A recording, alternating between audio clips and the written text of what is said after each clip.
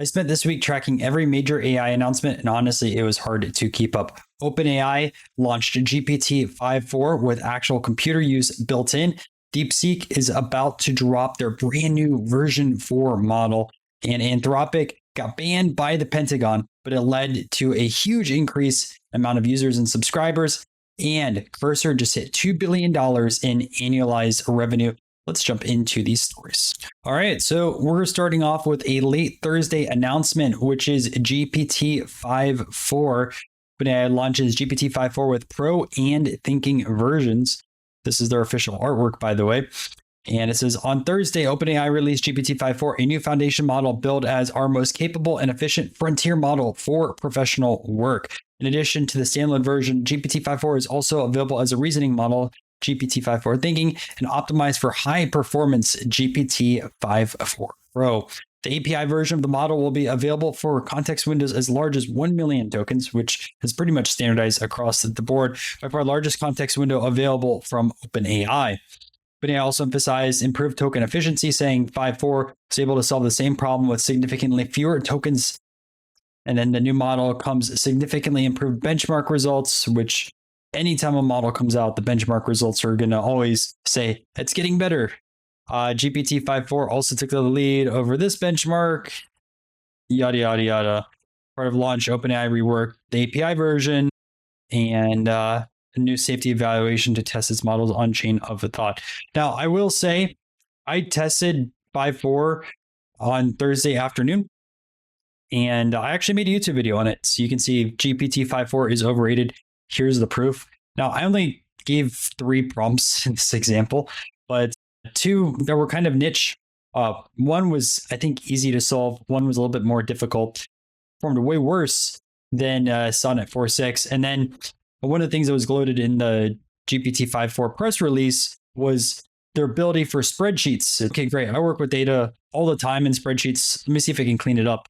And unfortunately, it did a subpar job cleaning up the data. Whereas when I used Sonnet 4.6 within Cowork, it did a fantastic job. It kept all the updates on what was changed. And yeah, I think right now, the better of the 2 models by far is Sonnet 4.6. Things obviously change really fast. Okay. That is our OpenAI. Up next, we have DeepSeek version 4 rumors. So earlier this week, DeepSeek had a bunch of different articles posted. So plans V4 multimodal model to release this week, sources say. And we have another article over here talking DeepSeek set to launch version 4. But it did not release.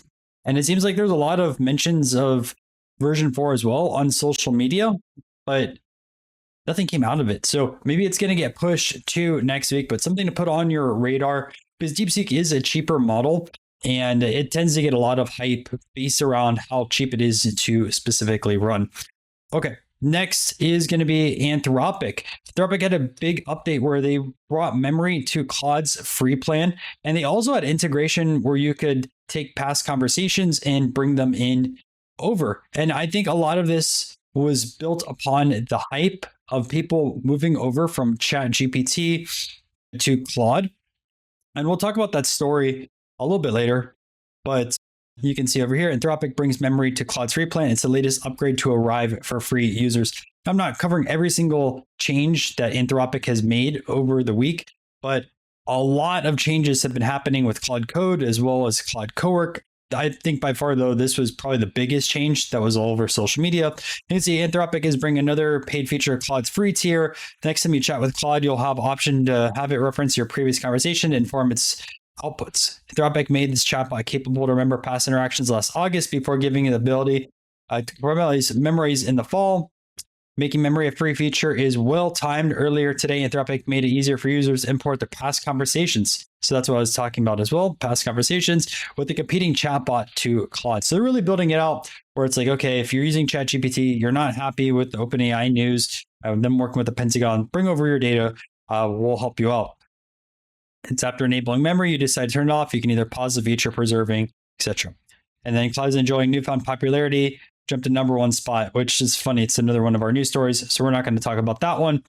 One other thing that I noticed is Claude is upgrading their plugins within Cowork. And we just covered that in this particular video as well. In fact, you're going to learn a lot more about Cowork. We actually have quite a few different videos already on the channel, full course. One just talk about data, and then some of the different sections like skills, slides, as well as plugins. So up next, Cursor. Take a look at this. Cursor has reportedly surpassed $2 billion in annualized revenue. The AI coding assistant Cursor has surpassed $2 billion in annualized revenue, according to Bloomberg. The individual says the 4-year-old startup saw its revenue run rate double over the past 3 months. Disclosure appears timed to counter a recent wave of skepticism. Last week, tweets went viral questioning whether Cursor momentum was stalling, citing high performance deflections by individual developers, competing tools, Claude code, which is really all over the place. Talk a little bit more about it over here. On Claude code, OpenAI is holding full codex. It's also competing. You have others over here like Replit, Cognition, as well as Lovable. Valued at $29.3 billion. And yeah, so $2 billion in revenue, another significant large number. We talked about some of the companies getting funding last week. This week, Cursor hit a revenue number. Cool. Let's jump into another Anthropic news story. And it says Anthropic's Claude hits #1 Apple top free apps after the Pentagon rejection. This kind of goes hand in hand with what we talked about a little bit earlier. We can bring in past conversations as well as having memory now for free accounts. So they're really trying to stack on the publicity behind it. It says Anthropic Claude has gained popularity in recent weeks as the company battle over here with AI. Claude reached #1 spot, leaving ChatGPT as #2 and Gemini ranked as #4. I really wonder what's in the 3 spot. Defense Sec asked the department to label as a supply chain risk to national security. A lot more information over here. But that's generally the story. A lot of people are jumping onto the Claude bandwagon. Lastly, check out one of the biggest anti-AI protests as of yet. Hundreds joined the march in London's AI hub to warn against the harms that AI could bring. I'm along to see what they had to say. So I saw this article over here. Pull the plug. Say no to AI. Don't let AI decide your future. And all those emojis kind of remind me of the Discord icon. And take a look at this. Pull the plug. Stop the slop. Stop the slop. I don't disagree with that sentiment on stopping the slop. But for a few hours of Saturday, February 28th, I watched as a couple hundred anti-AI protesters marched through London's King Cross Tech Hub, home the UK headquarters of OpenAI, Meta, and Google DeepMind, chanting slogans and waving signs. The march was organized by 2 separate activist groups, Pause AI and Pull Plug, which billed as the largest protest of its kind yet. An older man wearing a sandwich board that read, "AI over my dead body," told me he was concerned about the negative impact of AI on society.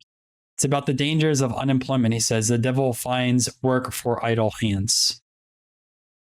This is all familiar stuff. Researchers have long called out the harms, both real and hypothetical, and much more in this article. If you really want to dive into it, I'm not going to cover it all in today's AI news, but large protests over there. So those are the updates for this week. Did we miss any big stories? Make sure to leave a comment down below. We're trying to make this AI news series something that sticks here on the channel, and I do want to improve these week over week. Anyways, I will catch you guys in another video.